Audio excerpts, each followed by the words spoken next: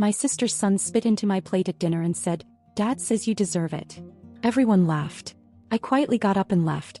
That night Mom messaged, "Don't contact us again." My brother reacted with a thumbs up. I replied, "Understood. Mortgage autopay ends tomorrow." By 11:42 p.m. the chat exploded. I nearly flipped the damn table. I had never been more tempted to cause a scene in my life. It wasn't just the spit, though watching Caleb lean over, lock eyes with me and deliberately hawk a wad into my mashed potatoes was disgusting enough. It was what he said after that turned my stomach. "Dad says you deserve it." I stood. My chair scraped the floor. For a second I didn't even feel like I was in my body anymore. 10 years old or not, that kid knew what he was doing. He knew exactly what those words meant. And the way he said it, proud, loud, as if it were some family joke I wasn't in on, made me want to say something that would have burned every bridge in that room to ash. But I didn't. I sat back down. Fully. My hands were shaking. Not because I was afraid, because I was furious. Jenna looked up just long enough to smirk at me before going back to scrolling through her phone. Alex was still chewing, clearly unbothered. My mom across the table didn't even blink. She cut her meatloaf like nothing had happened, like spit on a plate was just another Tuesday. Then Jenna laughed. Loudly. Caleb followed, laughing like it was the funniest thing he'd ever seen. Alex wiped his mouth and muttered something about classic Caleb. My mother's lips curled just slightly into a smile. No one said it was wrong. No one asked me if I was okay. I realized in that moment that I wasn't angry at Caleb.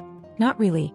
I was angry at them for creating him, for shaping him into a mirror of themselves, and for expecting me to keep showing up like none of this ever happened.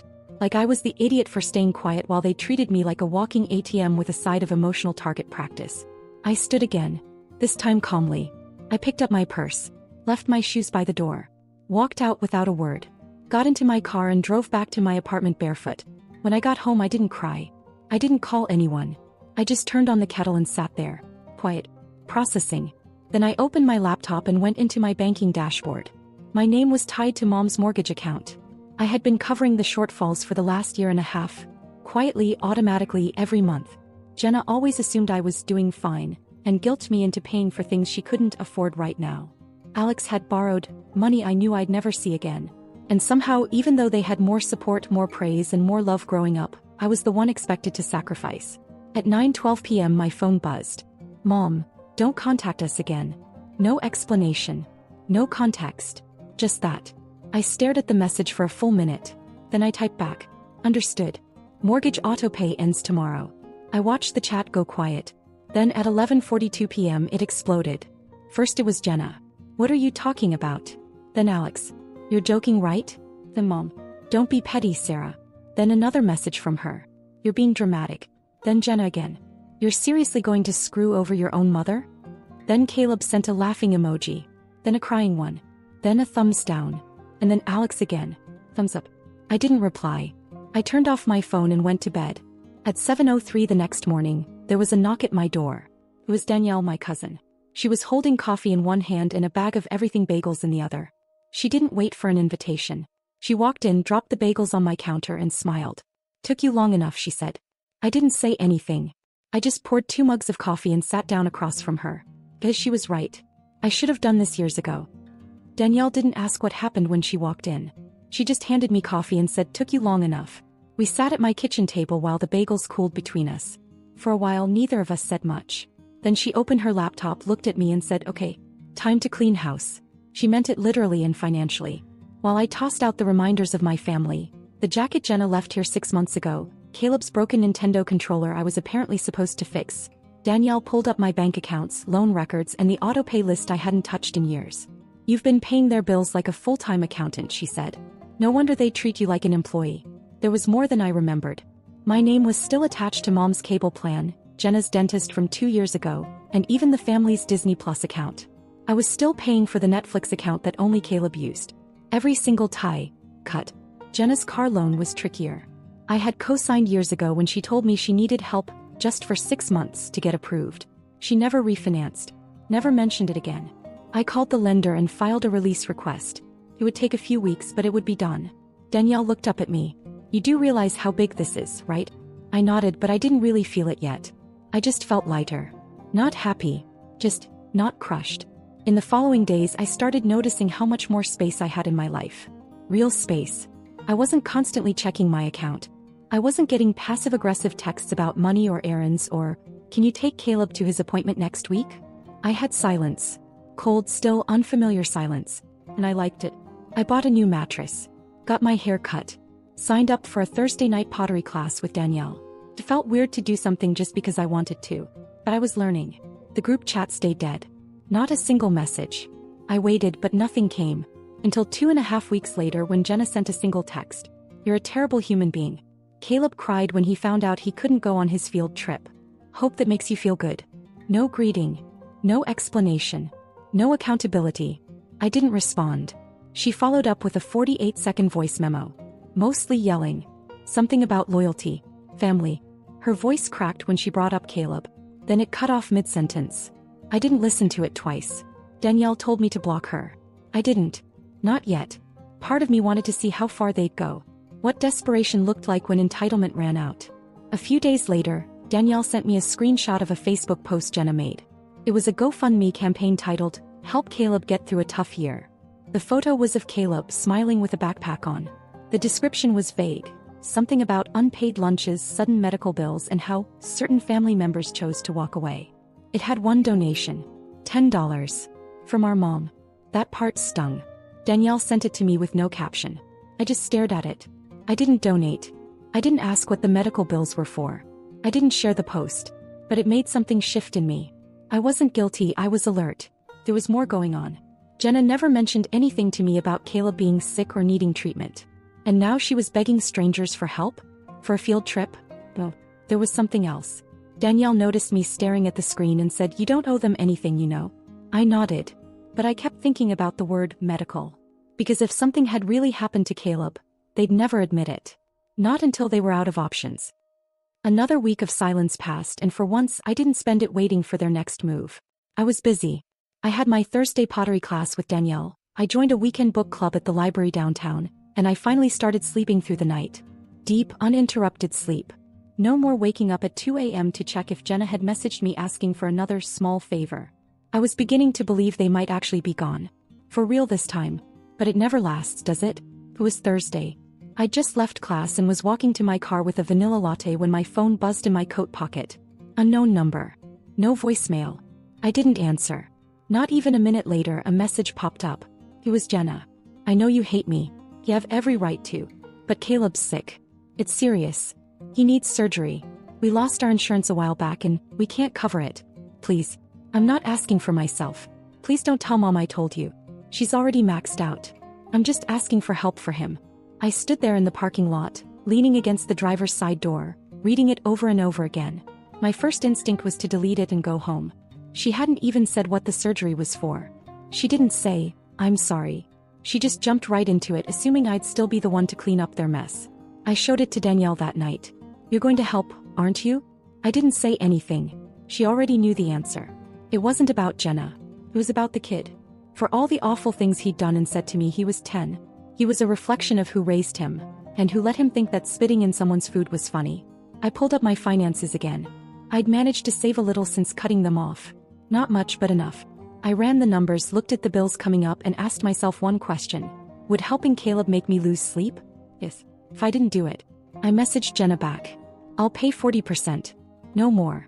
No less. It goes directly to the hospital. Not you." She didn't reply right away. 3 hours passed. I was already in bed when she finally responded. "Are you serious?" Then another one. "Thank you. I mean it. Thank you." The next morning I called the clinic she'd mentioned in the message. Asked for the billing department. I didn't tell them who I was at first, just asked what the process was for contributing toward a patient's surgery. They walked me through it. Caleb was on the schedule, and yes, he needed a partial payment by the following week to hold the spot. I paid exactly 40%. Got a receipt. Hung up. 3 hours later my phone rang. My mom's name lit up the screen. I didn't pick up. She left a voicemail. "I heard what you did for Caleb. I wanted to say thank you. I guess I was wrong about a few things. That was it. No apology. But close. The closest I'd ever get, probably." I didn't call back. Not yet. The next few days were quiet again, but not in the cold, punishing way it had been before. More like something was settling. Then Saturday afternoon I came home to a package on my doorstep. No return label. Just my name written neatly in black marker. Inside was a cardboard box filled with old photo albums. Not digital prints, real photos. Some yellowed at the edges. I flipped through them slowly, sitting cross-legged on the floor. Pictures of me in grade school. Christmas mornings. My first bike. My 7th birthday. Jenna was in almost every one. We looked happy. We looked like strangers. Tucked in between 2 albums was a folded piece of notebook paper. Handwritten. You didn't deserve how we treated you. I was wrong. We were wrong. I'm sorry. No name. But I recognized the handwriting. Part mom, part Jenna. I sat there staring at it for a long time. I wasn't sure what I was supposed to feel. Relief? Validation? Peace? It wasn't any of that. But it was something. A beginning. For a while I didn't touch the box of photos. I slid it onto the shelf in the hallway closet like it might start leaking if I left it out in the open. The note stayed folded inside a book I wasn't reading anymore. I wasn't ready to sift through old memories or unfinished apologies. Not when I still didn't know if any of it was real. Then 2 weeks passed without a word. And just when I started to think the story was over, I got a text from my mother. Dinner. Sunday. Just us. Please come. Danielle was immediately suspicious. She cooking or ambushing? I didn't know. But I went. Not because I trusted her, but because I needed to see for myself if anything had actually changed. I didn't tell Danielle until I was already parked in front of the house. She threatened to drive over and rescue me if I didn't text every hour. It was quiet when I walked up. Porch light on. No yelling inside. No TV blaring. For a moment, I thought she might have forgotten she invited me, until I smelled something I hadn't smelled in years. Apple pie. Homemade. I stepped inside and there she was. In the kitchen, apron on, eyes red. Something was burning. Not the pie, something else. I followed the smell and saw the broken wine glass near the sink, shards scattered across the floor and counter. Her hand was wrapped in a towel already stained dark. She tried to act like it was nothing. Said she dropped it earlier, forgot to clean it up. I cleaned it for her. Rinsed the cut, bandaged her hand. We didn't talk much. Not then. She finally sat down at the kitchen table while I finished setting out the food. Meatloaf. Green beans. Not fancy but familiar. When we started eating, she didn't say anything about Jenna. Nothing about Caleb. Not even about the money. She just asked me one question. Are you happy? It hit harder than I expected. I told her I was. And it was the first time I'd ever said it without needing someone else to believe it. I was paying my bills. I was sleeping at night. I was waking up without dread. That was enough. Then she told me something I never thought I'd hear from her. I wasn't fair to you. I saw you as someone who could take it. So I gave you everything to carry. She didn't cry. She didn't beg. She just sat there with her bandaged hand and a half-finished plate, looking smaller than I remembered. We didn't hug. I didn't stay long. When she asked if I wanted to see Caleb, I said no. It was the first time I told her no without bracing for what would come next. She just nodded. No anger. No guilt trip. I left before dessert. 3 days later, Jenna texted. He wants to see you. He wrote you something. I know you don't owe us anything, but I'm trying. I ignored it. Another 2 days passed and a package showed up at my door. No return address, just my name and handwriting I recognized. Inside was a folded sheet of lined paper with a pencil drawing. Me and Caleb on a park bench. I looked like a potato with hair, but it was clearly me. Below it, in thick, messy letters. Sorry I was mean. Thank you for helping me not die. Love, Philip. I sat on the floor for a long time holding that piece of paper. It was ridiculous. It was perfect. That night, I wrote a short note and mailed it back. Thanks for your drawing. I'm glad you're okay. No smiley face. No promises. Just the truth. 3 days later, there was a knock on my door. It was Jenna. I hadn't seen her in person since the night Caleb spit in my food. She looked completely different. No makeup. Hair in a loose ponytail. She wasn't wearing the designer boots she used to flaunt.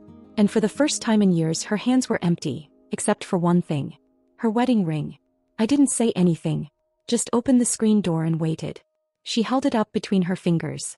I'm selling it. I should have done it a long time ago. I need to stop pretending I've got it all figured out. I don't. She swallowed hard. Then looked at me. Before I do that, I just needed to say it. I'm sorry, Sarah. For all of it. For how I treated you. For Caleb. For every time I let Mom do it too. I didn't say anything right away. I didn't need to. Then she added, and this caught me off guard. Talk to Mom. She's thinking about selling the house. Moving closer to you. She says she wants to start over. I blinked. That was not part of the plan.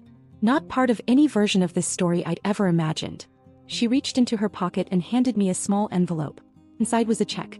It wasn't for everything I'd paid over the years, but it was something. 4 digits. Enough to make my breath catch. It's from both of us, she said. Then turned and walked back to the car where Caleb was sitting in the back seat watching me quietly. He waved. I waved back. I stood in the doorway long after they pulled away. Caleb's wave stayed with me. It wasn't overdone or dramatic, just a small motion like he meant it. Like he understood something now that he hadn't before. Maybe he did. Or maybe he was just a kid trying to start over in the only way he knew how. I went back inside and stared at the check. It wasn't a huge amount, not compared to everything I'd covered for them over the years, but it wasn't small either. More than enough to say we remember. Enough to say we know what we took. I left it on the counter and didn't touch it for the rest of the night. Danielle came over an hour later. She didn't wait for me to explain. Just dropped her keys in the bowl by the door, kicked off her shoes, and handed me a bottle of wine like we'd already started the conversation.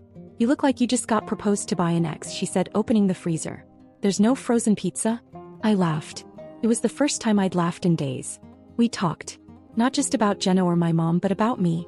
About things I wanted to do. Danielle told me there was an opening at her firm. Administrative, flexible hours, actual benefits. I didn't even hesitate when I said I'd think about it. That used to be a huge step for me.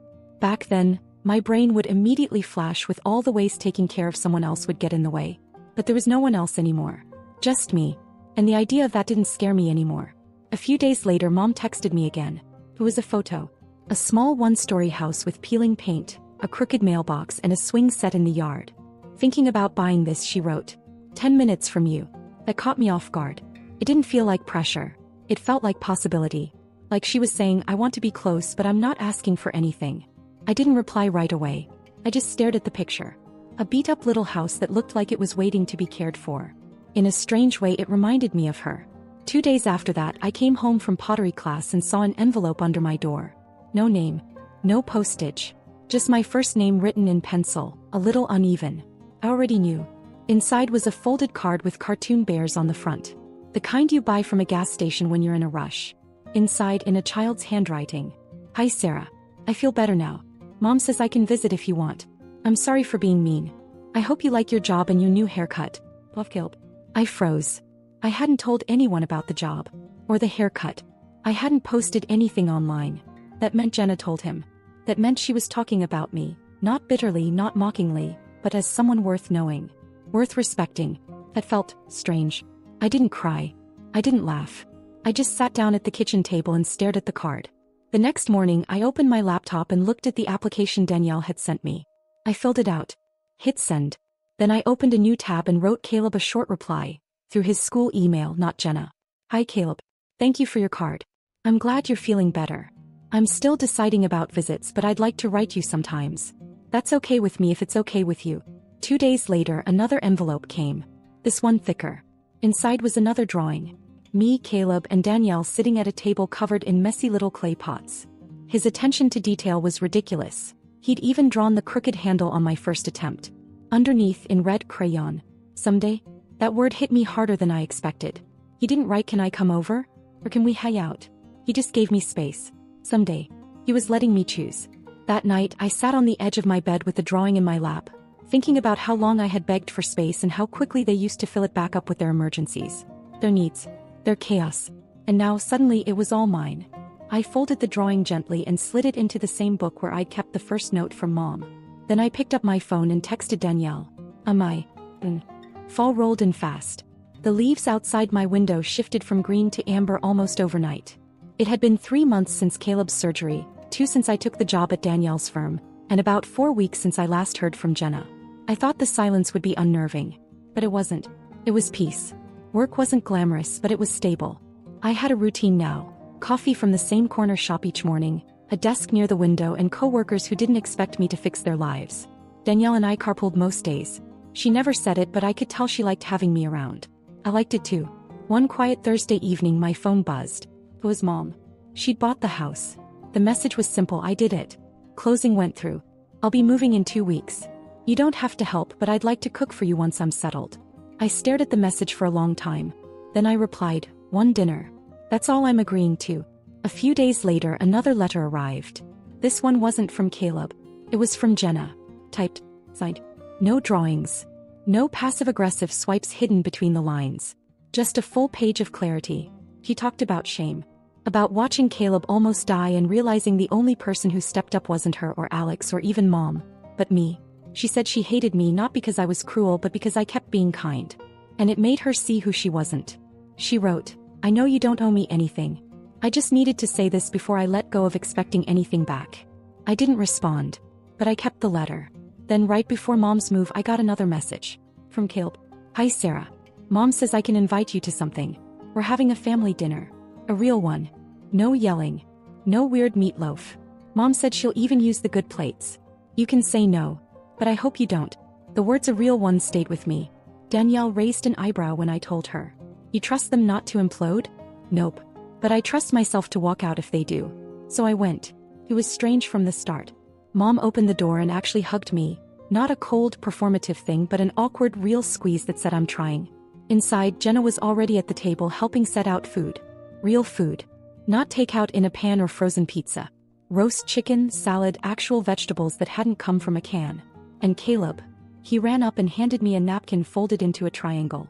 "I made you a place card," he said. "Says your name and everything." I sat down expecting tension. Waiting for the sarcasm. For someone to snap. For the old rhythms to return. But they didn't. We talked. About normal things. I asked Caleb about school. He told me he liked art now.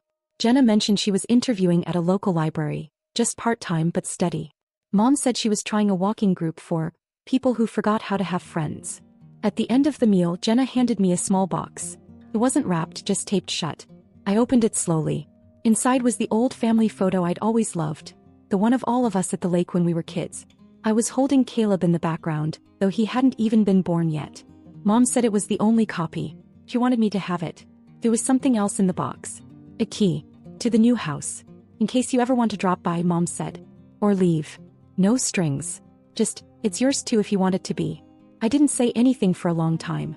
But I stayed. For coffee. For pie. For a moment that finally felt like a family. And maybe, after everything, that was the real ending. Not a perfect one. Just a possible one.